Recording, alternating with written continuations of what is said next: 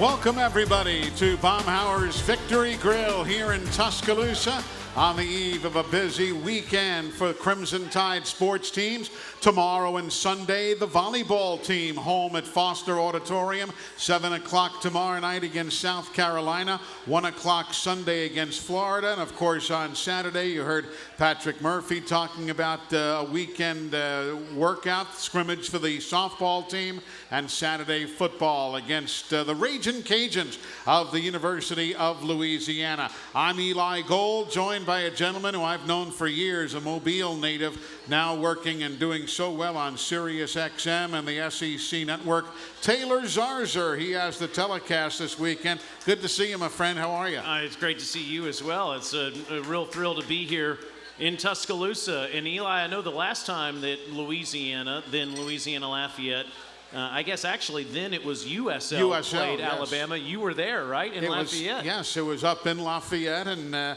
one of the most uncomfortable days I ever had. For no reason than other my gluttony, I must admit.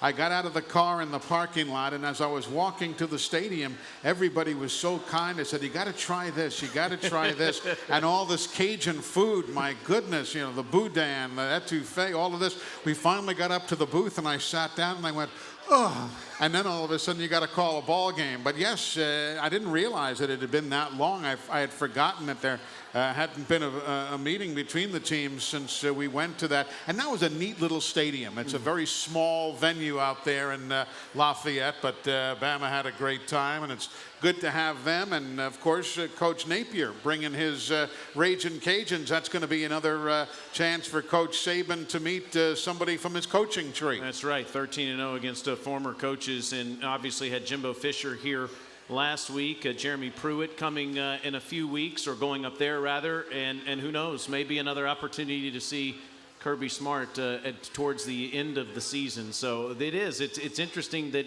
against Louisiana this week you have another assistant. He was at Arizona State, of course, last year after 4 straight years as the wide receivers coach at Alabama. Exactly. Of course, the reaction of the fans. Coach Nick Saban now making his way here into Baumhauer's to join us up here on the stage and talk about things as we get set to meet the Ragin' Cajuns. Hello, Coach. Good to see you, sir. How are you? I'm good. How are you? Good, good. We were just shooting the breeze about Coach Napier, and it seems more and more now, every time you're facing somebody, it's somebody from your coaching tree, which I know has got to be rewarding to the degree that you see so many of your former pupils, if you will, or co-workers going off and doing things so well on their own.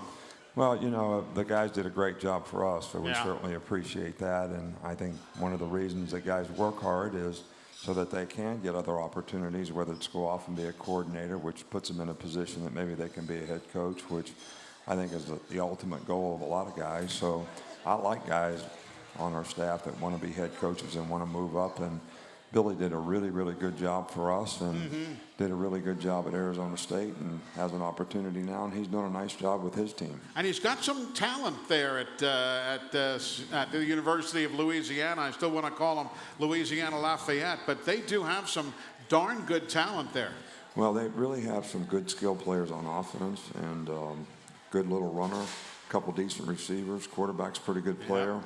And I think the style of play that, you know, some of these guys, when they have pretty good skill guys and maybe not the big guys that maybe we have or some Power 5 team might have. Sure. They really do a good job of throwing a lot of screens, spread you out, bunch of formations, bunch of motions, bunch of adjustments that the defense has to make. But it all features their ability to get their skill players the ball in space so they have a chance to make plays. And if you make one little mistake on defense, you know, you can give up a big play. Yeah. Coach, you know Taylor Zarzour. He'll be doing the play-by-play alongside Matt Stinchcomb Saturday morning on the SEC network. Taylor, why don't you jump in and get us going tonight? All right. Well, Coach, last week we had you on our radio show, and you were telling a great story about your relationship with Jimbo Fisher and how it goes back to your time when you took the job at LSU, and you were so impressed with him as a coordinator back at Cincinnati. I'm interested to know how you first met Billy Napier. I know he had just come from Clemson, I believe, when he first worked for you here in Tuscaloosa. We've had a lot of guys that, because of their previous situation, maybe it didn't work out for them the way they wanted it to. And I think that was the case with Billy. I think he was the offensive coordinator at Clemson and maybe got replaced or whatever, and he was out there. So I keep my sort of ear to the ground for guys like that. And we've had a whole lot of guys that didn't work out in the situation that were really good coaches that we brought here.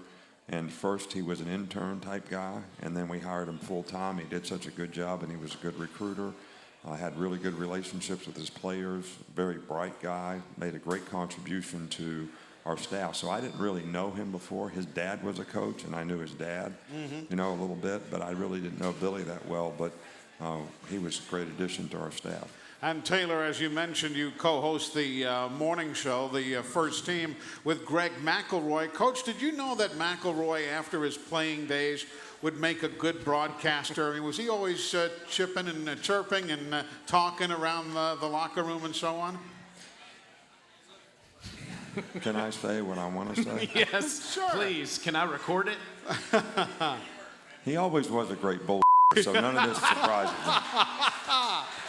Oh, well, and there you have it, a man of candor at all moments.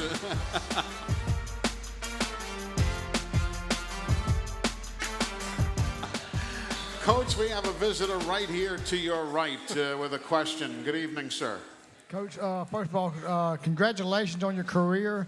I was also wondering, as a official that I am in with the SEC GSC, what are some of the things that you would like to see us get better at from a coaching standpoint, as far as offensively, defensively, pass interference, DPI, anything like that? What would you recommend that we work on as an official to get a better game feel for you?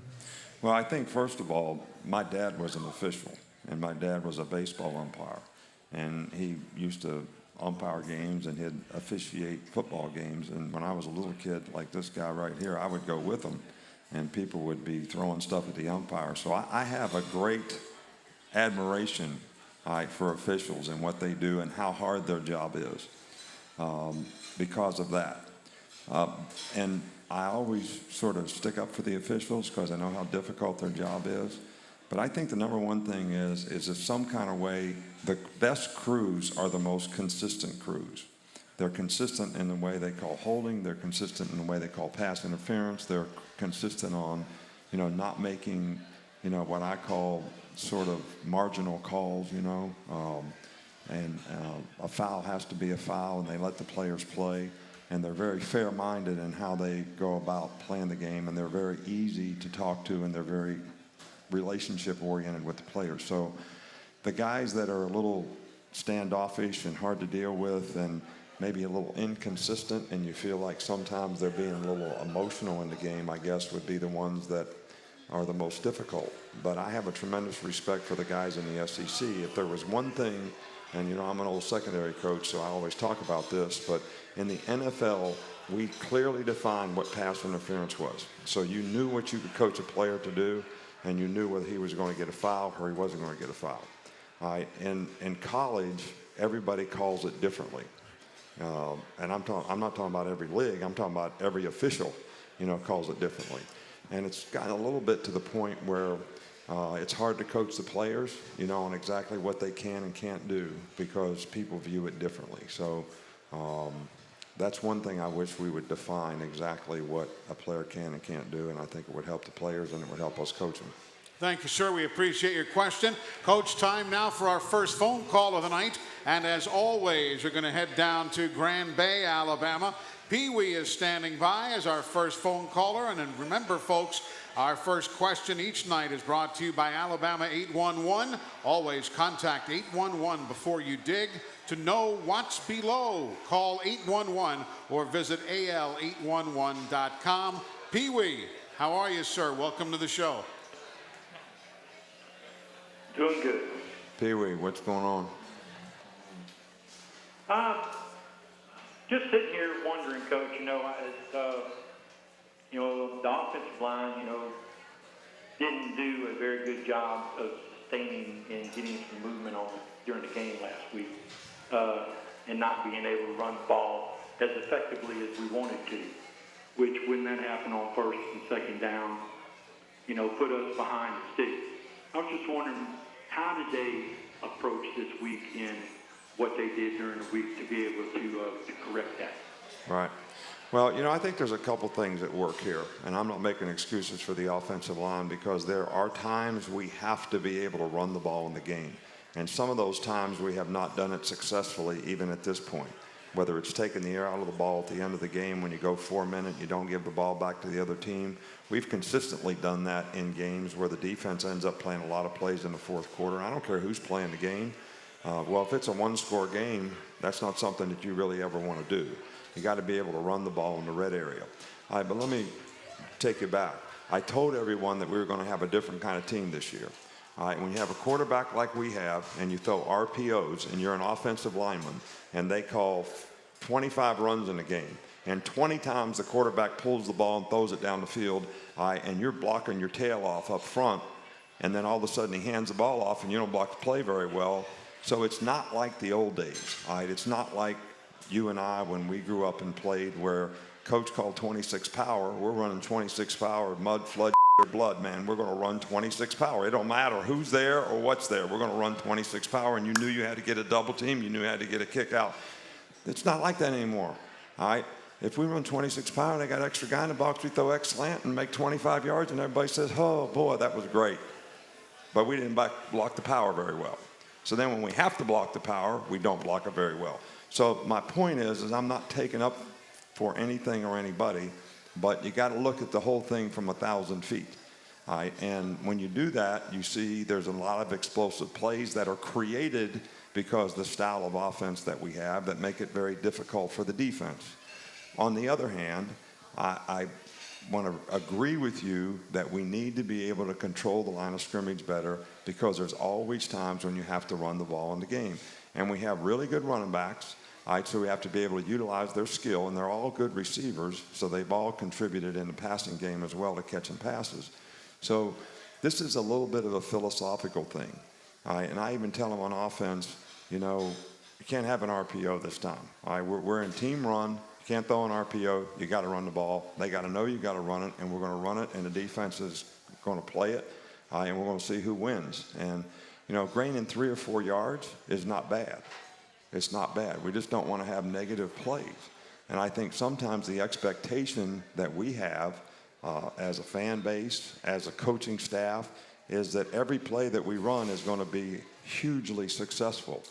We're going to gain 20 yards on every time we run the ball, and we're going to gain 20 yards every time we throw it. And I think you got to give the other team a little bit of credit. Texas A&M had a really good front seven. They played physical. They played hard in the game. We never got to the point where they said uncle, and they never gave up in the game. I mean, they were calling timeout at the end trying to score another touchdown. So that's not a good thing from our standpoint in terms of how we want to, sort of physically control and dominate a game. But again, it's not really the style of play that has been successful for us so far. So if we want to take all those big plays away, 11 explosive passes, all right, over 20 yards last week, all right, and the 600 yards we're gaining a game, all right, because we're doing what we're doing, if we want to take that all away, all right, and go high yucca ball, all right, and play what I call wad ball and everybody get in a box and see if we can gain 3 yards, we can go back to that. If that's what y'all want. Well, we can do that. I mean, I'm fine with that. Pee Wee, is that what you want to do? All right, well then let's give the offensive line a little bit of credit. Pee Wee, thanks for calling in. Coach, we're going to break away and take care of a little business. Great answer.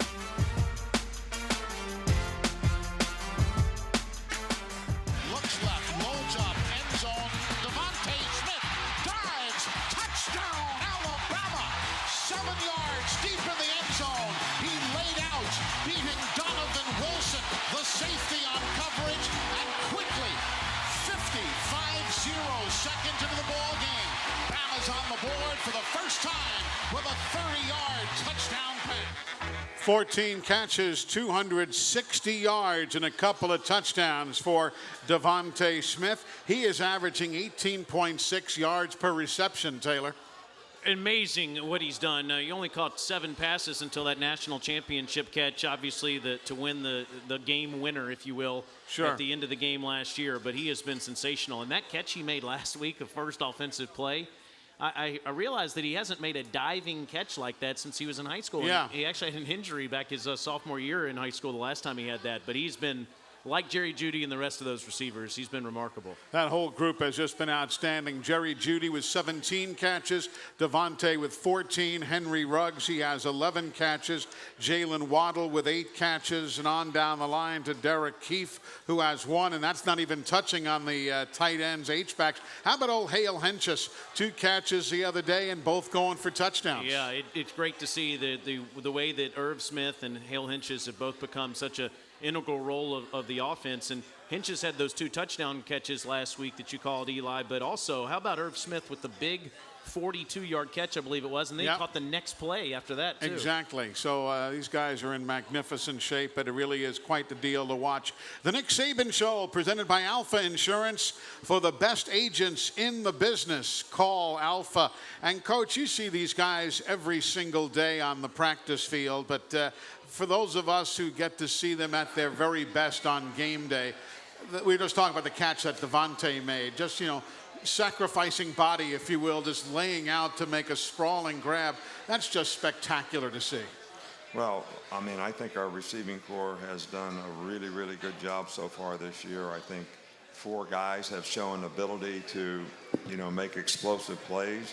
And I think, those weapons are something that creates a tremendous amount of balance for our offense with the running backs that we have. So if we can get a little more balance in the offense in terms of controlling the line of scrimmage, we're going to be pretty lethal. But Smitty capable of making big plays, and I think Jerry Jeudy and Ruggs both have shown that they can, and so can Jalen Waddle. Exactly.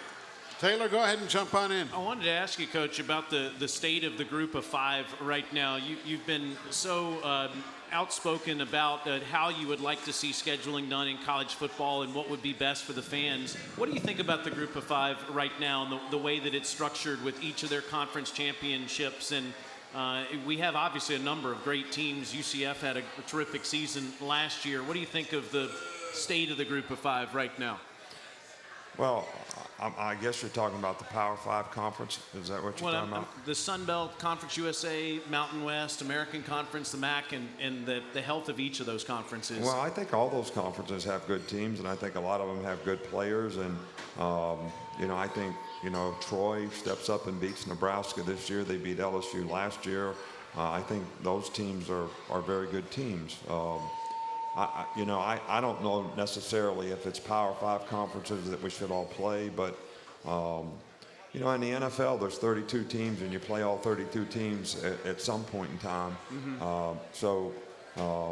I think that for the fans, for what the fans want to see, I think we should play all Power 5 conference schools. I think we should play 9 or 10 SEC games and 2 out-of-conference games where we're playing Oklahoma or Arizona State or somebody like that. So nobody agrees with me on that because everybody wants to win 6 games so they can go to a bowl game. And that's why they want to be able to schedule 4 teams that they think they can beat. And I guess that's something that needs to be addressed too. But in my opinion, we picked 68 teams for the basketball tournament and we seed them all. So why don't we seed 30 teams for football and just say these are the teams that are going to bowl games? We already seed 12 right now to go to the top bowl game. So, and then it wouldn't be a 6-win thing. But, it's concerning to me, just so everybody knows. We're playing Texas A&M last week, which is a top 25 team. Sure. Is that right? Yeah, they were 22nd. Lost one game by 2 points to Clemson. And our stadium is not full. Our stadium is not full. That would have never happened 10 years ago when we first came here. The crowd was great. I appreciate it. They had a great impact on the game. The spirit was great. The people that were there were great. But why don't people come to the games? Because they get used to not coming because they watch them on TV. And then how many people are going to be there this week? And you can say, oh, it's 11 o'clock game and this and that and all that. But, to me, when that starts happening, you better make sure that you get the stadium full because the games are games that people want to come and see. All right, and they're going to be great competition, and they're going to be interesting games. And, you know, that's why I think we all need to look at the bigger picture and say, you know, who are we playing and why? So, and where? So that's just my opinion. But nobody agrees with me, so it doesn't matter. But it's good to hear what your thoughts are, because a lot of folks do take it to heart. Coach, our first question tonight from the Nick Saban Show blog, Morgan in Monroeville, Alabama. Coach, explain to me the benefits of a rugby-style punt, the coverage of that and so on. He says, we love you, Coach, roll tide. Why do some teams do that and others not? Well, I think one of the reasons is it's easy to protect, number one. Okay. Because you're rolling out basically when you punt. It's almost like if you're blitzing the quarterback and he can roll out, if he gets by one guy, you have no pressure. Right. Well, it's a similar thing. The rugby punt is very difficult to field. You get a lot of roll. We don't really want a rugby punt. All right, so for those of you out there that think, because we rolled with our punter a few times to try to get him, we're trying to get him to develop confidence and to being able to punt.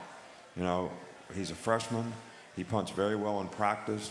We get in the game. He gets nervous and he's, you know, moving the ball around and drops the ball bad, inside, outside. So that's a matter of confidence in terms. So we're trying to find, you know, a style that fits him.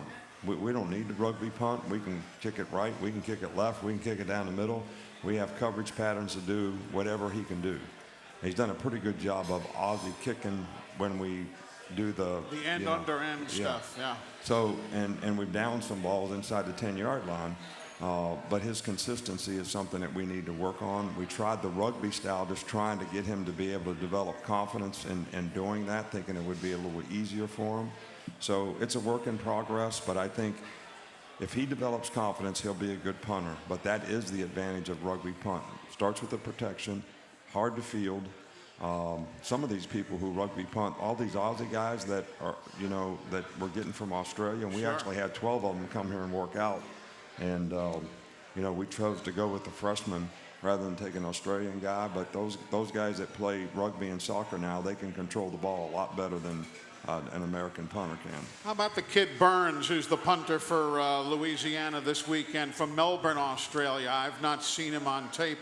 Is he that same style, the same deal that everybody else does? Well, they will rugby punt, and they don't always do it. He does a fairly good job at both.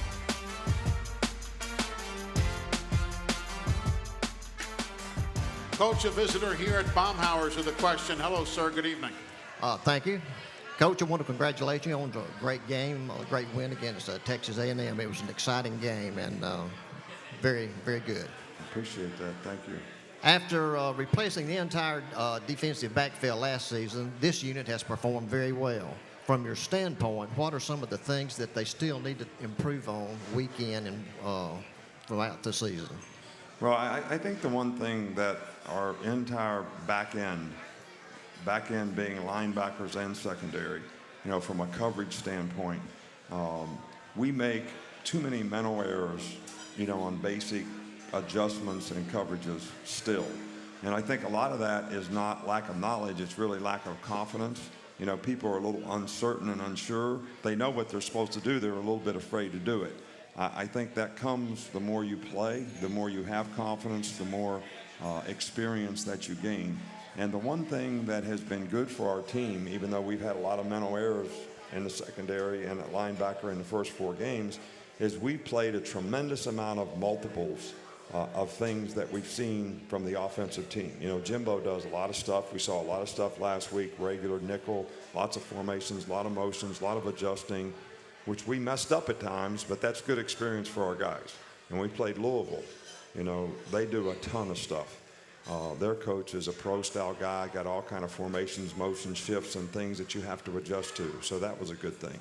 Ole Miss is really the only team that was pretty stagnant in their formations. They only got in 3 or 4 different formations and ran the same thing, and that's when we played the best as a defense.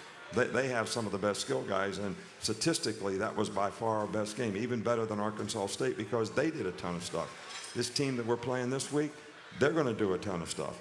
all right, and try to confuse. So even though we're making some mistakes, these are great learning opportunities for our players because they're getting exposed to those things. So when they see them down the road, I think they're going to be able to do a better job. So that's the one thing we need to improve on. And I look at some of the experience that they're gaining now with all the multiples, as much as a pain as they are to try to get them to get it right, I think it's going to benefit us in the long run. Coach, how about Tosh Lupoy? You being a defensive-oriented coach yourself, clearly Bama's defense is doing well. What's his learning been like, and what has he had to adjust to take over as the defensive coordinator? Because it seems to be working real well. Well, you know, Tosh has always been a front guy. I never really coached in the secondary, and Pete Golding has actually, you know, been a linebacker coordinator and secondary coach. All right, so the two of them, you know, Pete's a co-coordinator, so they work well together. Right. As well as I spend quite a bit of time with them trying to get them to grow and understanding in our system. You know, there's three things, though. You know, you can learn something and know it. You have to be able to teach it to the players, and then you have to be able to apply it when the game comes. And to do that well, you have to be able to see the whole thing from 1,000 feet. You can't look at it through a straw. So you got to make adjustments, and every down is a different situation. You know, it's 1st and 10. They got this personnel in. It's 2nd long. It's 3rd down and 4 is different than 3rd down and 9. And your brain just has to work like, this is what I want to do on those downs. Right. You know, I think I've told this story before. You know, I always wanted to do it in the press box because you could lay it all out in front of you. Here's what I'm going to do on 3rd and medium. Here's what I'm going to do on 3rd and long. Here's what I'm going to do on 3rd and short. It was all laid out, and I had it 1, 2, 3, so I could just pick it like a menu. You know, just like you all are eating off the menu here. You just pick what you want. Sure. Belichick says you're going on the sidelines. All right, so I still have the game plan tucked in the back of my pants. Uh-huh. All right, but I have not taken that game plan out for about 22 years now. Because when you're on the sidelines, you ain't got time to take it out and look at it. Plus, I can't read it anymore anyway. So you got to know. You got to know what you're going to call. You got to know what you're going to do, and it's got to come to you right now. Whether it's red zone, they're in this personnel, that personnel, and then you got to mix it up. You got to pitch. You know, when they had that first pass against us, yeah. Where they run a scissors route with the 2 tight ends into the boundary, you know, for a touchdown last week, it's because we threw too many fastballs, man. We played that coverage against that formation, and I'm sitting there saying, we got to change it up, guys. Got to change it up. All right, Jimbo knows we're playing this coverage. All right, the 2 linebackers got those 2 guys with the corner helping over the top. So he runs a scissors route. The linebackers don't pass it off right, which is a tough pass off, and they hit a touchdown. But you got to have a slider. I mean, all I do, I watch them guys pitch on TV. They throw 99. The guys that throw 99 miles an hour, they hit their out of the park. All right, got those 99 one pitch and 76 the next, man. They're striking out left and right. That's it. You got to pitch. You got to change up. You got to Keep them off balance. Can't get a rhythm. So, but that's all got to be. And these guys are learning to do that. I've never realized you've had it in the back of your pants that long, 22 years. It's not the same thing. It's different every week, but it's there. It's a different plan each week. Coach, how about Christian Miller the last couple of weeks and the way that he's played? Obviously had a terrific performance against Ole Miss and then started last week against Texas A&M. Well, Christian has always played well for us, and he's a very consistent player. He's a smart player. He's got a good understanding. He prepares well. He always practices hard. And he's been very productive. His issue has been fighting injuries, you know. Well, he's missed some games, lots of games. And when he played last year, he's playing very well against Florida State. When he got injured, then he missed, you know, like 9 or 10 games. And when he came back, he played well. So, knock on wood, he continues to stay healthy and continues to be a productive player for us. Have you found over the years that guys whose dads were either coaches or, in Christian's case, his dad played for the Giants and the Vikings, do they seem to get it a little bit easier than guys who don't come from a football family? Or is there not a correlation? I can't answer that. I think that father like son. Yeah. I mean, I think like Christian's dad was a good player and a smart player, and he's the same way. You know, Mark Ingram's dad was a good player and a smart player, and he was the same way. Yep. All right, and But I'm sure there might have been somebody else that I coached somewhere along the line that Wasn't the same way. weren't. I'll say it for you. I was just kind of curious. I just wonder whether that was a correlation.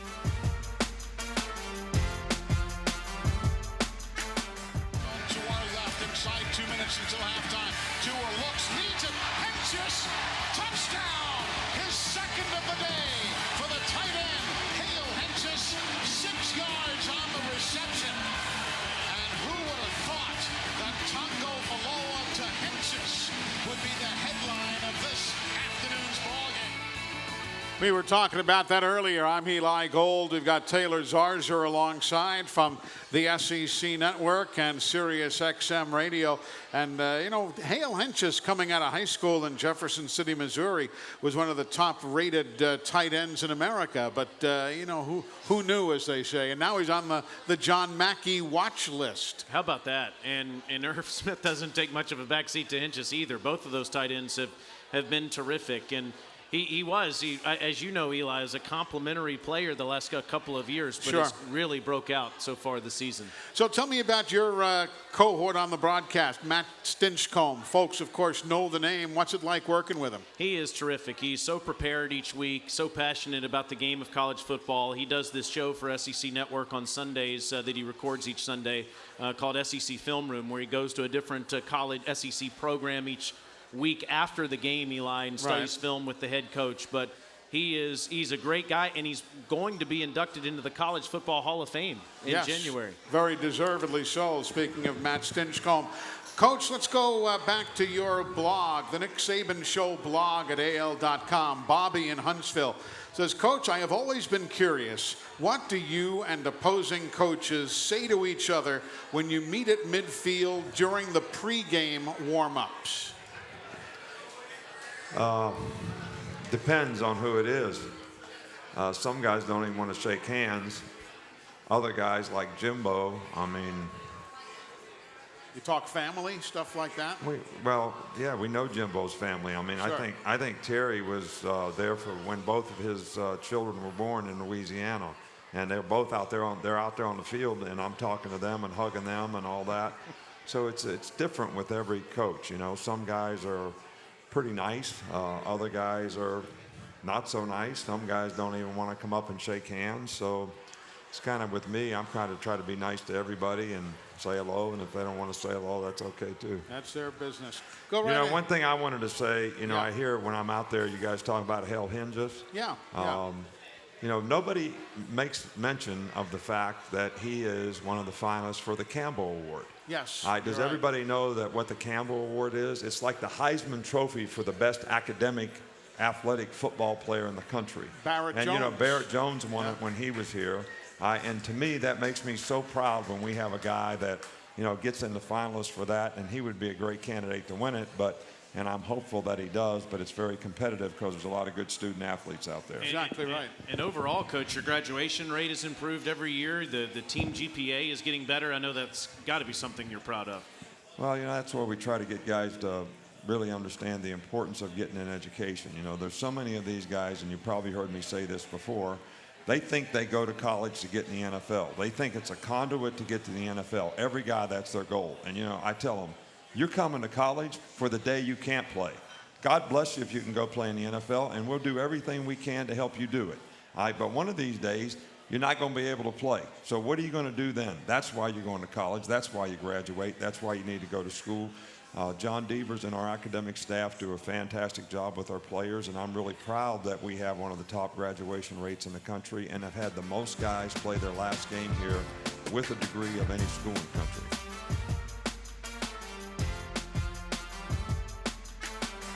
Coach, we've got a visitor from Wasilla, Alaska, here to join us tonight. Hello, Hey, Coach. sir. Hello, sir. With the day off Monday, how did that help the team and the players? And you remember last week I asked you about how you prepared the team for the heat, and it was at the stadium Saturday, and oh my goodness, it was terribly hot. So how did that day off help you guys prepare for this coming Saturday? Well, I'll tell you after Saturday. But I just think that, and I said this last week, after no more than 6 games, players need 2 days off. All right, so I always look at the schedule and see when we have bye weeks because we give them a couple days off during bye weeks. And then I just say, I don't care who we play. And last week we did it before Ole Miss was the 5th game, I think, and we took 2 days off and ended up playing pretty well. But we really do the same mental work, even though the players don't practice on Monday. So our meetings we spend a little bit more time in film study. So we actually almost do the same thing on film as we would do on the field if they were actually practicing against the plays. We try to get them to do the mental practice. And then we did have like a 20-play walkthrough where you just walk through assignments and adjustments on both sides of the ball. So I'm hoping it gets us a little fresher, not just for this game, but for the wear and tear for the next 4 games. Speaking of making sure they're mentally fresh, Coach, we know this game this Saturday is an 11 a.m. kick, and next Saturday you'll also play at 11 a.m. Is there any extra work that is done during the week for that? Because I know I've heard you say many times about the focus of an early kick. Well, I think the most important thing players have to do is they have to sort of move up their time clock in terms of how they prepare. You know, we got to get it done with them on Thursday, Friday. I'm talking about the mental practice on Thursday, Friday, and there's no time on Saturday. When we play night games, we have a lot of time on Saturday. We have a meeting on Saturday. We're going over tip sheets. We're going over tests. You got to do all that stuff on Friday. So your time clock a little bit from a mental preparation standpoint has to move up because when your feet hit the floor, you know, on Saturday morning, you got to be ready to go. I mean, when you play an 11 o'clock game, you got to be ready to go. You can't be saying, I got to do this. I mean, you got to be ready to go. You go to pregame meal, you got a little bit of time, and then, you know, we're going through walkthrough and we're ready to go to the stadium, so you got to be ready to go. We're coming on the air, by the way, at 8 o'clock on Saturday. You know, our friends out in Hawaii, Coach, who now are part of our network, we've gotten comments from them. They've enjoyed the season, obviously. It's 3 o'clock in the morning out there in Honolulu when we sign on the air this weekend and next weekend. So it'll be an early morning for those folks as well.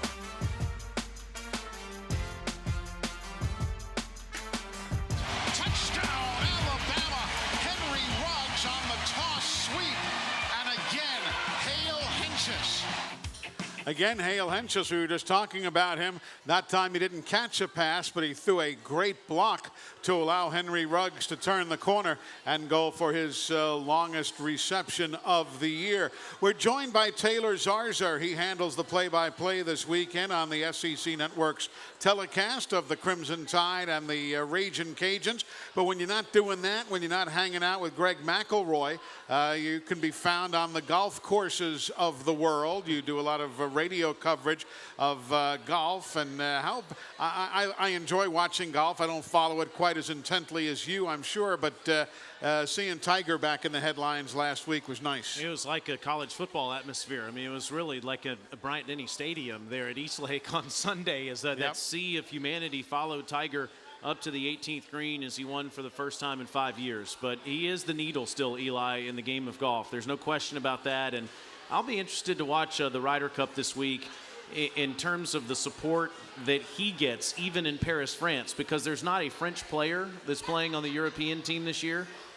That's one. The other is this is their only chance in that country to ever see this guy play golf. So you would think that there actually may be some Europeans that are cheering for him this week. That's a good point. I didn't think about that with the tour not going there. Tiger just doesn't often get a chance to play golf in France. So it is a new situation for the French golf fans. It is, and that's by far the most important thing I had to ask Coach Saban tonight is because one time about a year ago I asked him about my short game, and he said, Taylor, I've got some great advice for you about your short game. Stop playing when college football starts. And he said that was his drill that he likes to use, Coach, and I know it's worked well for you, but I've got to get your Ryder Cup thoughts. I need to know what you think is going to happen in Paris this weekend. Well, you know, I really don't know because I have very little time to follow. But, you know, when you have somebody that you really want to root for, and Justin Thomas being on the Ryder Cup team, I think is something that all of us Alabama folks and Alabama fans should be really, really proud of. I mean, this guy is a great ambassador for the university. He's been a great player, was ranked #1 at one time, and always comes back and is very supportive of the golf program here. And to me has just been as good as anybody could be when it comes to being an ambassador for the University of Alabama. He's got a great family, and I just hope he does well. You know, I really, really root for him, and it's good to see Tiger is back. And, you know, but the Europeans have a lot of good players too, so it's going to come down to, like every game that we play, you know, who plays well that day. You know, I get upset with my golf game because, you know, I'll shoot 75 one day and 85 the next. And the 85s come more than the 75, just so everybody knows. But these guys do the same thing. You know, one of them, they shoot 63 one day and they shoot 73 the next day. Yep. So they're professionals.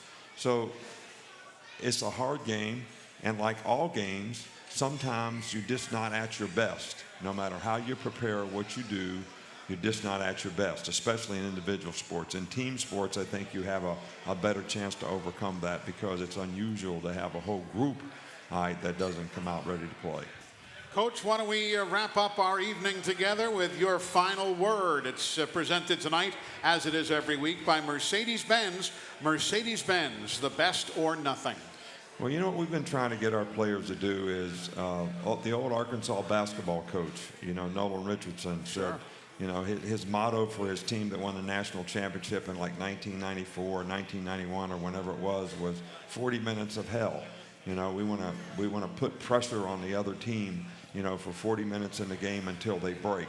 You know, that's something that we've been trying to get our team to do, and I just think that it's 60 minutes in football.